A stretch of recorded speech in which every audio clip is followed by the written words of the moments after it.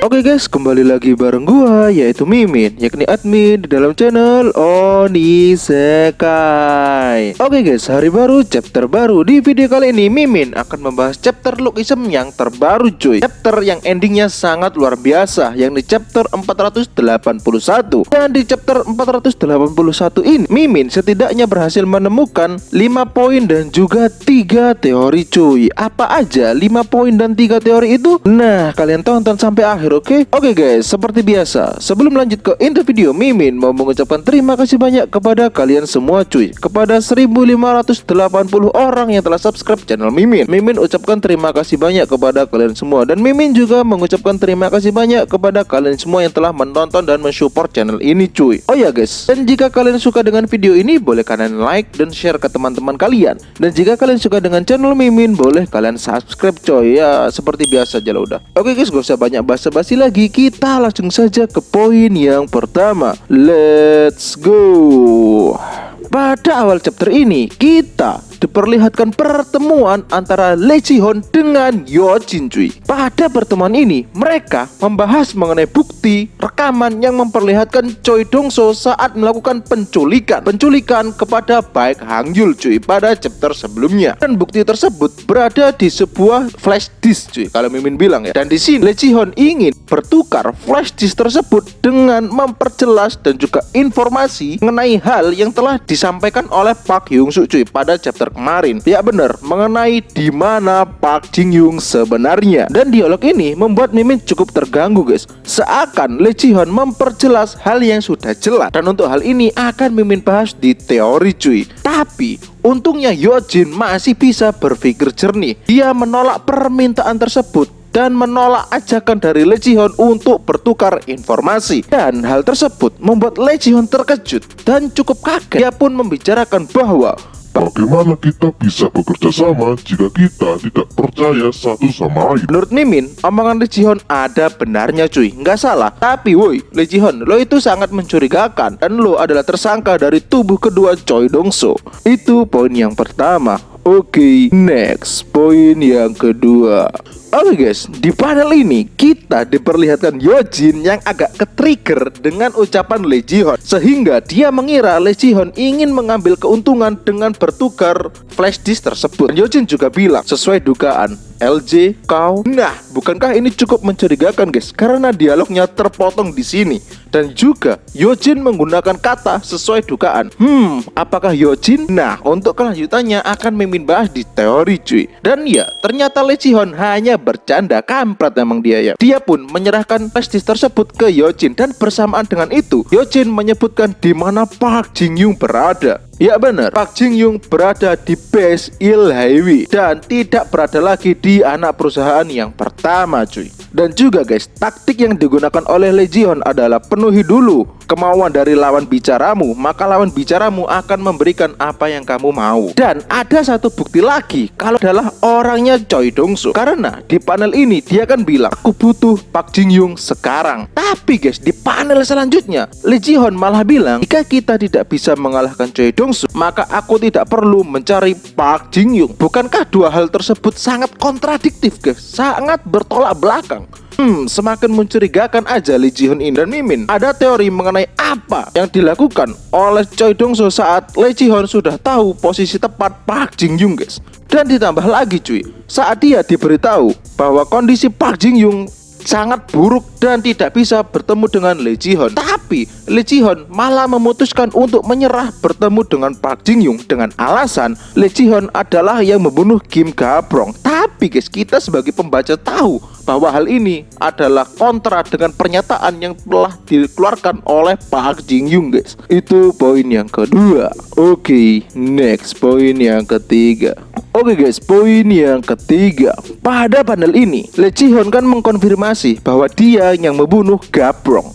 Tapi guys, sedangkan Park Jin-young berkata bahwa yang menghabisi Gabrong adalah anaknya sendiri. Dan Yojin dengan otaknya yang cerdas menyadari hal itu. Maka Yojin pun menanyakan hal yang cukup sensitif. Dia menanyakan tentang King of Soul. Seperti apakah King of Soul tersebut? Nah, pertanyaan dari Yojin tersebut guys membuat Park Tae-jun menyembunyikan ekspresi Lee Ji-hoon saat mendengar pernyataan itu. Gak kalian ingat, panel ini mirip dengan panel saat Park Hyung-soo di kendaraan itu kan guys, saat dia membicarakan tentang Choi Bong-a. Ditambah lagi Yojin menjelaskan alasannya menanyakan hal tersebut, yakni Park Jin-young selalu menyebut putra Gabrong sebagai pembunuh ayahnya. Namun sebelum Yojin menyelesaikan omongannya, Lee Ji-hoon langsung menghentikan obrolan itu dan menyuruh Yojin hanya fokus ke Choi Dong-soo saja. Ini aja udah mencurigakan guys. Dan Mimin akan menteorikan hal ini di teori nanti coy. So nantikan, oke? Tidak hanya itu guys, Yojin menyebutkan bahwa pihak Ilhe masih mempunyai satu kunci lagi untuk menyempurnakan rencana penangkapan Choi Dong-soo.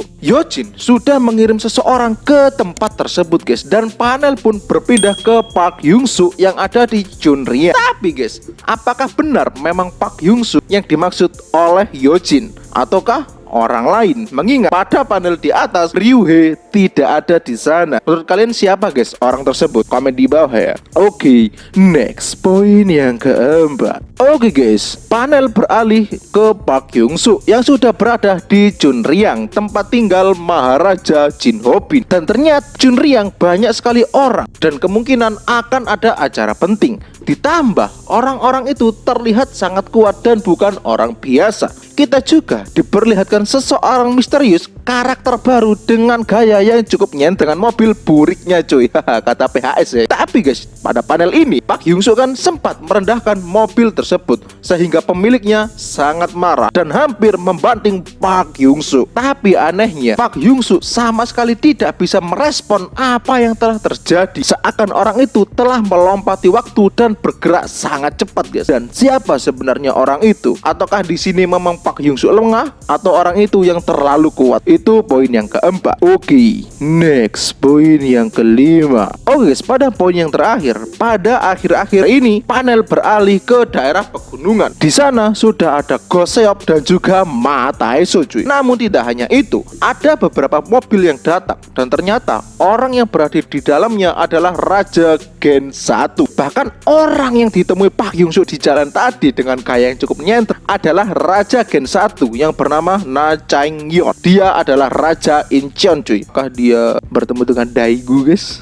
Selain itu ada Raja Pyeontaek, adiknya Ji-chang, Raja Seongnam dan Raja Suwon. Mereka semua datang berkumpul untuk memperingati hari kematian Raja Junriang. Dan jika kalian seksama guys, lihat ya, Raja Seongnam dan Raja Incheon tidak terlihat ada anggota tubuh yang hilang. Apakah mereka tidak bertemu Lee Ji-hoon ataukah mereka adalah pengganti raja sebelumnya? Mimin masih bingung guys. Atau bahkan Lee Ji-hoon menganggap mereka terlalu lemah sehingga anggota tubuhnya tidak layak untuk direbut. Menurut kalian gimana guys? Tapi yang paling inti, paling klimaks dari chapter ini adalah panel setelah kumpulnya Raja Gen 1 tersebut guys. Kita akhirnya diperlihatkan Maharaja dengan segala kelemahannya, yakni Jin Ho-bin cuy. Jangan salah paham ya, di sini Ho-bin melihat Raja Gen 1 dari atas, yang artinya Ho-bin jauh lebih kuat jika dibandingkan dengan mereka semua. Pada posisi ini guys, Ho-bin telah melakukan solo kepada Lee Ji-hoon dan juga Elite, dan dia pun mau bertekad solo para Raja Gen 1 guys untuk menunjukkan kemampuannya. Sang aliat nomor 2 akan bantai-bantai Raja Gen 1 guys.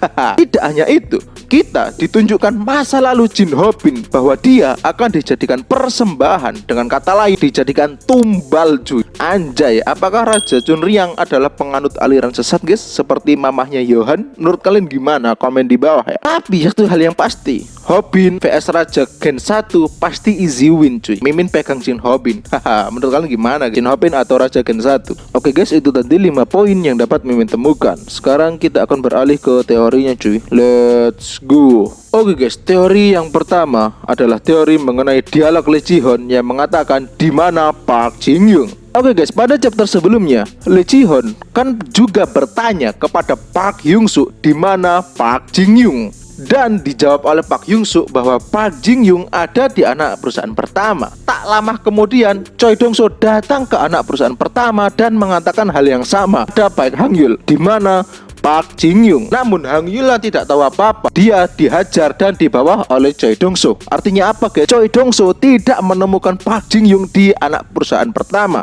Dan benar, di chapter ini Park Jin Young ternyata sudah dipindahkan ke base Ilhewi. Yang artinya apa? Choi Dong Soo menggunakan tubuh kedua, yakni LJ, untuk menggali informasi lebih dalam mengenai posisi sebenarnya dari Park Jin Young. Karena sebelumnya dia gagal mendapatkan Park Jin Young cuy. Aneh aja kan guys, dia udah tanya ke Park Hyung Suk bahwa Park Jin Young ada di AP1. Kemudian Choi Dong Soo ke sana dan Park Jin Young tidak ada. Maka Lee Ji Hon tanya kembali di mana Park Jin Young, dan dijawab di base Ilhewi. Dan ini membuktikan dan semakin menguatkan bukti bahwa Lee Ji Hon adalah tubuh kedua Choi Dong Soo. Itu teori Mimin yang pertama. Menurut kalian gimana guys? Komen di bawah. Oke, next. Teori yang kedua adalah teori mengenai dialog Yojin di poin 2. Dan apa yang dilakukan Choi Dong Soo setelah mengetahui posisi Park Jin Young di base Ilhewi. Oke guys, mengenai dialog Yojin terlebih dahulu. Saat dia bilang sesuai dugaan Lee Ji Hon, kau. Nah, saat di sini Yojin kan tidak melanjutkan dialognya. Sebenarnya tidak ada masalah guys di sini, tapi yang membuat Mimin terganggu adalah kata-kata sesuai dugaan. Bener Yojin, Mimin juga curiga kepada Lee Ji Hon. Karena guys, sesuatu yang terlalu lancar itu kadang mencurigakan. Terutama ada orang kuat seperti Lee Ji Hon yang gabung cuma-cuma. Menurut Mimin itu sangat mencurigakan. Jadi untuk Yojin seharusnya masih tetap mencurigai Lee Ji Hon. Dan untuk teori yang pertama tadi, bahwa Yojin menyebutkan kalau Park Jin Young ada di base Ilhewi, itu bisa dua kemungkinan cuy, yakni jebakan untuk Lee Ji Hon dan juga memang Park Jin Young berada di sana. Maksudnya jebakan apa Min? Maksudnya itu akan berkesinambungan dengan apa yang dilakukan Choi Dong Soo setelah mendengar kabar tersebut cuy. Menurut Mimin, yang dilakukan Choi Dong Soo ada dua kemungkinan. Yang pertama menahan diri, yang kedua adalah langsung labrak atau tabrak ke base Ilhewi cuy. Maksudnya menahan diri gimana Min? Maksudnya jika Choi Dong Soo langsung menyerang base Ilhewi, maka sudah dapat dipastikan bahwa Lee Ji Hon adalah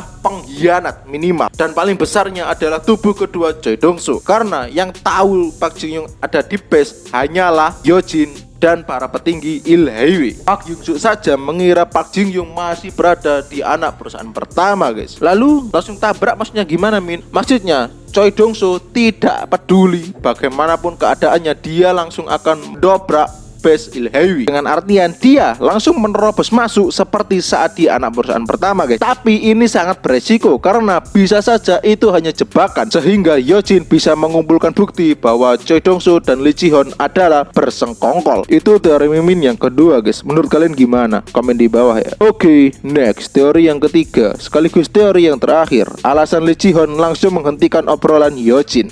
Pada panel ini Yojin kan mengatakan, bahkan bertanya tentang kakaknya Kim Young, yakni Raja Sul. Setelah dia membicarakan panjang lebar alasan dia menanyakan hal tersebut ke Lee Ji Hon, bukannya menjawab, Lee Ji Hon malah menghentikan obrolan itu dan mengganti topiknya dengan alasan tujuan kita hanyalah Choi Dong Soo. Yang artinya apa guys? Yang artinya ada hal yang ditutupi oleh Lee Ji Hon mengenai Raja Sul. Antara dia bekerja sama dengan Raja Sul untuk menghabisi Gabrong, ataukah ada sesuatu yang lain guys yang Mimin belum ketahui dan juga buktinya belum ada. Tapi yang pasti omongan Lee Ji Hon dengan omongan Park Jin Young sangat bertolak belakang mengenai siapa yang membunuh Kim Gabrong guys. Menurut kalian siapa guys yang membunuh Kim Gabrong? Lee Ji Hon atau kakaknya Kim Young, ataukah keduanya, atau bahkan Jin Ho Bin guys? Nah, menurut kalian gimana? Komen di bawah ya. Oke guys, itu tadi 5 poin dan 3 teori yang dapat Mimin temukan di dalam Lookism chapter 481. Apabila ada kurang lebihnya, Mimin mohon maaf, dan kalian bisa tambahkan di kolom komentar cuy. Oke guys, segini dulu video dari Mimin. Jika kalian suka, kalian like dan share ke teman-teman kalian. Jika kalian suka dengan channel ini, boleh kalian subscribe. See you di next video. Bye bye bro. Oh iya guys, kita teorikan ya, sekuat apa Jin Ho Bin setelah bantai-bantai Raja Gen 1. Oke, see you.